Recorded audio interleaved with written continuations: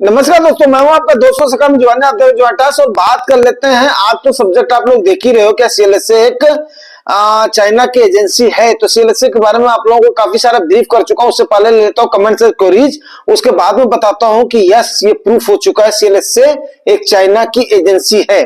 तो उसके बाद में आप देख लेते हैं सेंट पॉल दादा ने क्या बोला है। और 10% मार्केट गिरने दीजिए अंकल जी, आपको बिना बोले ही कुछ लोग मार्केट से निकल जाएंगे। आई होप कि ऐसा नहीं होगा। हमारे जो है टॉक से व्यूअर सब्सक्राइबर, ऐसा गलत कदम, ये एक आत्मघाती कबर होगा दादा, जो है क्या नाम कदम होगा दादा, इसलिए कोई भी नहीं निकालेगा। मिस्टर बीपी जी बोल रहे हैं God bless you. Okay sir, thank you very much. Jugani sorry Gaurav Randhawa sir बोल रहे हैं जय जुगानी बाबा सर, थैंक यू सर। उसके बाद में सर पूरी जान लगा देंगे, बिल्कुल भी हारेंगे नहीं, ये हमारे नितिन महेश्वरी सर बोल रहे हैं। Sir thank you very much. Yes definite है, हम लोग नहीं निकलेंगे। आज बाबा जी कुछ गुस्से में लगे। सर गुस्से की बात नहीं है, लेकिन क्या है कि मतलब ये कहीं ना कहीं क्विक रिच मानसिकता वाले, मतलब क्या हो गया कि यस कहीं ना कहीं कि हमारा ये नहीं होना चाहिए। हम रातों रात कोई चीज नहीं हो सकता है, और आप खुद ही बोलते हो धीरे धीरे चल मना, धीरे धीरे सब हो। विजेंद्र सर ने बोला था आई थिंक। तो ठीक है sir, thank you very much, best of luck इन्होंने बोला है। सर आपको ऐसा कहना चाहिए, अग्नि परीक्षा है, इस परीक्षा को पास करना है, बेस्ट ऑफ लक, ये डी कोरो सर ने बोला है। तो बताइए जिसके पास ऐसे सब्सक्राइबर और व्यूअर्स है उसको क्या चिंता करने की जरूरत है, आप बताइए। कस्तूरी कुंडल बसे मृग रूढ़े वर्माए, ऐसे घटघट राम है दुनिया देखे ना है। मेरे पास तो ऐसे ऐसे नायाब हीरे हैं जो कि आप लोगों को खुद तो मतलब बोलते हैं ना, अपना तारन तार करेंगे ही, आपको भी लेकर के तरेंगे। और बताओ, हाँ मैं इनकी मतलब जो जितनी प्रशंसा करूं उतनी कम है। वैसे डी करो सर फिर बोल रहे हैं no political but comment that अच्छे दिन आएंगे। Yes sir definitely it will come. Yes definitely will come sir, definitely it will कम।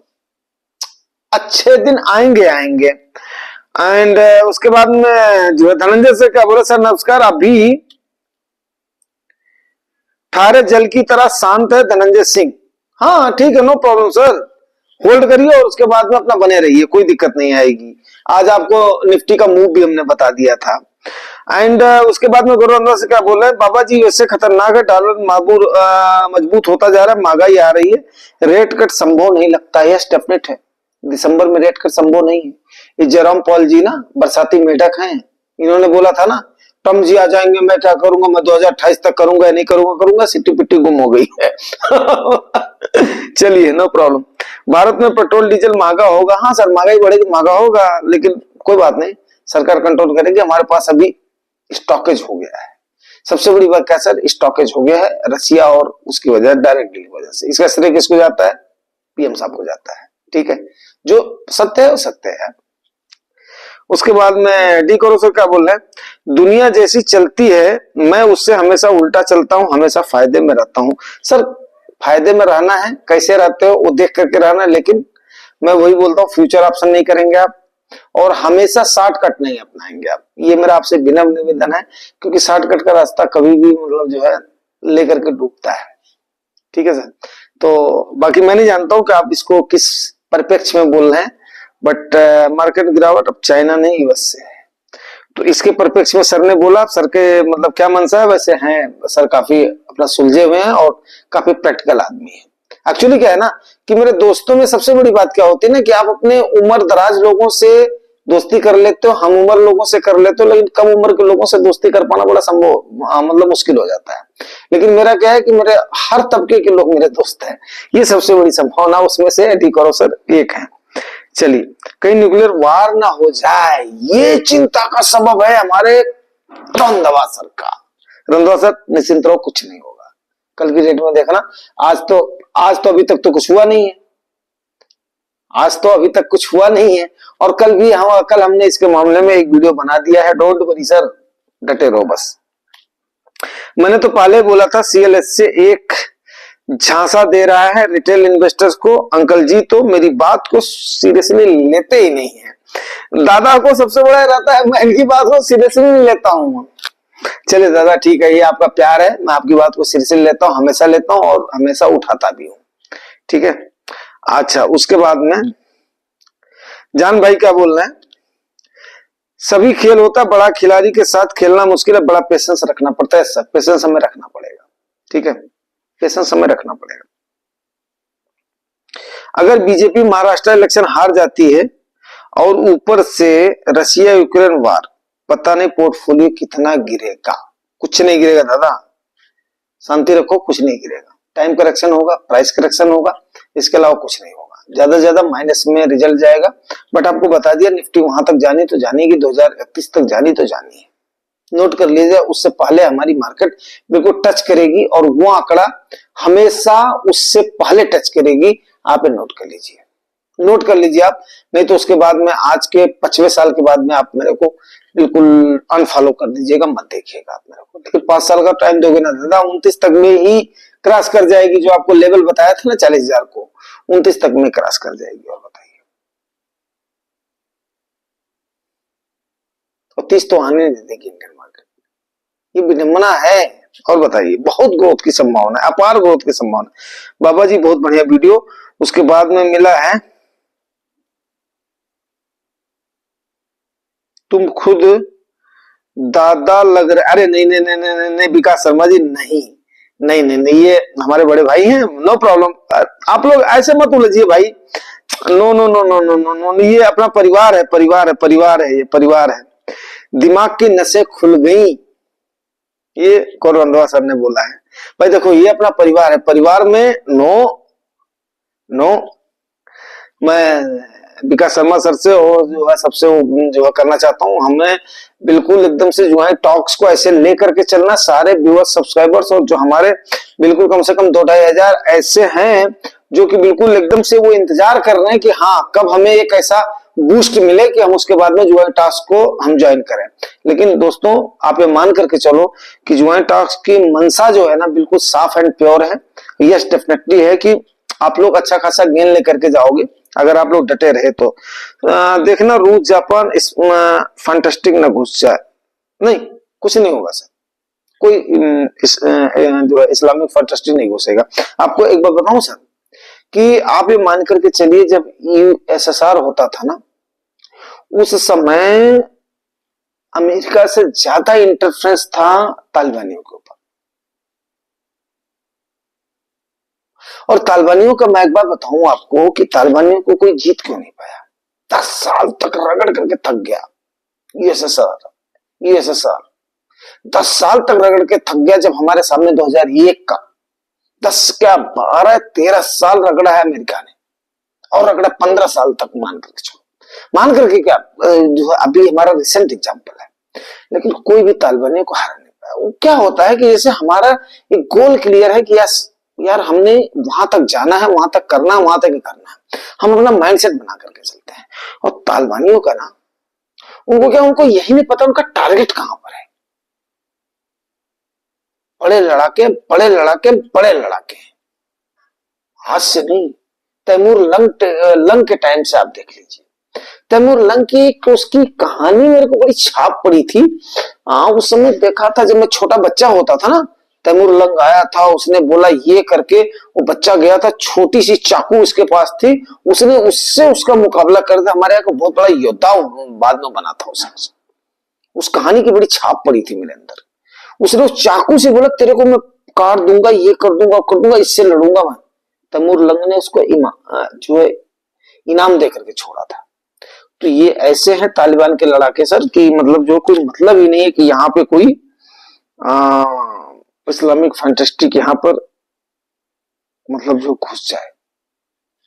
ठीक है सर, तो आप ये मान करके चलिए कि इस्लामिक फैंटास्टिक इतनी आसान वो नहीं है। लेकिन रशिया और इसमें नहीं घुस पाएंगे, इसलिए नहीं घुस पाएंगे क्योंकि जापान भी देखिए सर कि कम से कम नागासाकी, हिरोशिमा के बारे में तो पढ़ा ही है, उसके बाद में वर्ल्ड फर्स्ट के बारे में पढ़ा है, तो वहां तक अभी तक नहीं हो पाया, तो अब आगे कुछ हो नहीं पाएगा। आई होप, ये मेरा पर्सनल ओपिनियन है, आगे क्या होगा सर बोल नहीं सकता हूँ। अब उसके बाद में सीएलएसए के बारे में गौरव रंधावा सर क्या बोल रहे हैं, देखना क्लियर, एक मकार संस्था है, 2020-21 में उसने भारत को अंडरवेट किया था और हुआ उसका उल्टा। अब कहीं अब वह कारी भारत में FII टू इन्वेस्ट करेंगे, कहीं ऐसा ना हो कि लोकल इन्वेस्टर खरीदते रह जाए, फिरंगी बेचते चले जाए। कुछ नहीं कर सकते इसका सर, ये इतनी हिम्मत तो है नहीं, मतलब जो भारत को नकार नहीं सकते हैं। मैं इतना बोलना चाहूंगा, भारत को ये लोग नकार नहीं सकते हैं, इसके लिए आप लोग वो रहे, निश्चिंत रहें। बहुत बड़ी कंज्यूमर मार्केट है हमारी। मेरा मैनेजमेंट साइड का डिप्लोमा है, मैंने आप लोगों को बताया हुआ है, तो मैं इस बात को अच्छे समझता हूं कि हमारी डिमांड एंड सप्लाई को रोक पाना इनके बस की बात नहीं है। मैं फाइनेंस के बारे में तो आपको नहीं बोल सकता हूं, लेकिन मैनेजमेंट के बारे में आपको जरूर बोल सकता हूं कि यस, डिमांड एंड सप्लाई हमारे यहाँ पर कम होने वाली नहीं है। और सप्लाई तो नहीं हमारे यहाँ से हो पाएगा लोकल लेवल से, सरकार पूरा करेगी। डिमांड तो है ना हमारे यहाँ पे, फिर कहां दिक्कत आ रही है? नो, बात को जो है सर मेरी आप जो है समझने की कोशिश करिए कि इतनी जल्दी भारत को हरा पाना किसी के बस की है नहीं, किसी भी साइड से नहीं है सर। अच्छा, अभी कट्टी मनी सर क्या बोल रहे हैं? सर मैंने अराउंड 30 लाख का इन्वेस्टमेंट किया है, अभी भी 9% प्रॉफिट में हूं। ठीक है सर, 9% प्रॉफिट में हूं मीन्स क्या हुआ कि कम से कम आप मान करके चलो आपका CAGR वगैरह लेकर के 22 से 25% रहा होगा। ठीक है, ओके। 30 लाख में एक घर ले रहा हूं, FD में 5 लाख है, 25 लाख का हाउस लोन ले लूं क्या? म्यूचुअल फंड से रिडम्पशन ले लूं? अभी 15 साल का सर्विस है, लोन से भी ले सकता हूं सर, योर ओपिनियन। बहुत अच्छा प्रश्न, बहुत अच्छा प्रश्न। सर ने 30 लाख रुपए का इन्वेस्टमेंट किया हुआ है, 5 लाख रुपए इनके पास कैश है, 25 लाख का घर ले रहे हैं। ठीक है, अब ये बोल रहे हैं कि मैं लोन ले लूं या 15 साल की इनकी सर्विस है।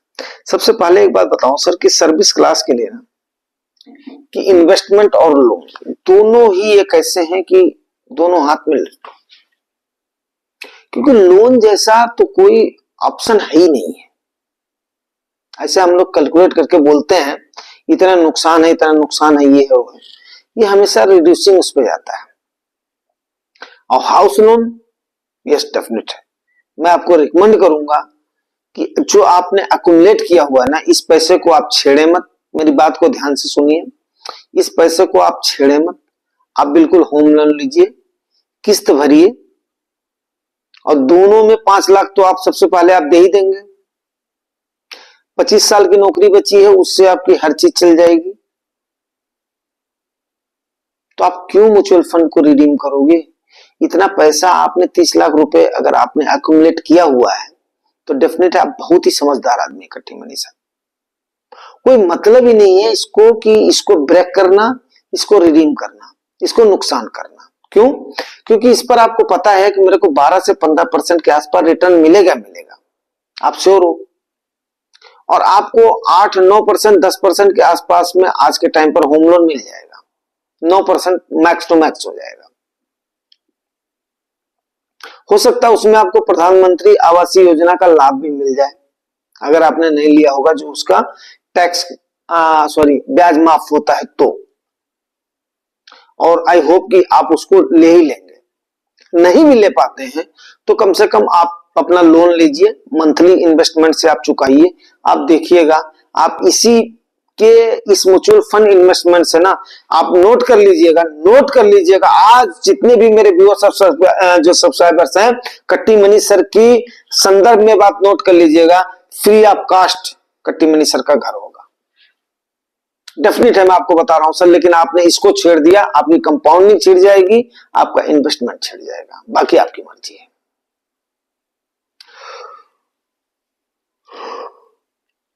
अब बात कर लेते हैं सब्जेक्ट पे। देखो सीधी सी बात है यार कि हमारे यहाँ के बहुत बड़े इन्वेस्टर होते हैं जो कि पहले मंडलीय होते थे, जब राकेश झुंझुनवाला सर, दमानी सर, ये जो बुलिस माने जाते थे, तो वहां पर एक बहुत बड़े मंडलीय होते थे राकेश शर्मा जी। वो इस समय इंडिया में नहीं है, बाहर है कहीं पे। बाहर से उन्होंने आज की डेट में ट्वीट किया है, बोला यार CLSA के ऊपर इंडियन इन्वेस्टर भरोसा मत करो।